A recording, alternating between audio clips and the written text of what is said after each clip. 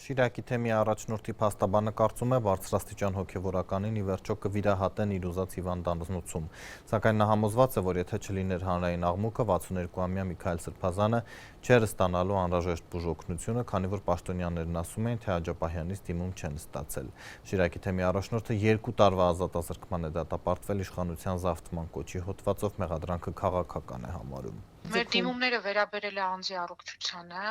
հետևաբար այդտեղ ընթացակային խնդիրների մասին 2 ամիս հետո բարձրաձայնումներ անելը մեր գնահատմամբ ավելորդ բյուրոկրատական քաշքշումներ են եւ նաեւ դա առնչություն ունի այն քաղաքական հետապնդման հետ, որ իրականացվում է Միքայել Սրբազանի նկատմամբ։ Միտում եղել է, հետո արդեն այս բարձրաձայնումների հաստվին շնորհիվ այդ վերացել են էլի խոչընդոտները, որովհետև նայեք, բարձ տրամաբանություն, եթե մենք գրում ենք վարչական մարմնին, ասում ենք, որ այսինչ գործողությունը կատարիր, հա, եթե այդ դիմումը ինքը իր մեջ պարունակում է ինչ-որ տեխնիկական թերություններ,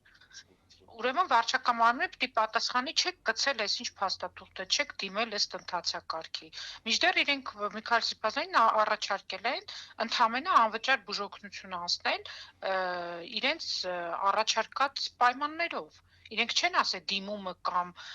դիմելաձևը որևէ խնդիր ունի։ Հիմա նոր դրա մասին խոսում են, արդեն առարկայազուրկ է ու նաև անհեթեթություն է իմ գնահատմամբ, որտեղ մենք գործ ունենք անձի առողջության իրավունքի հետ, որը հիմնարար իրավունք է։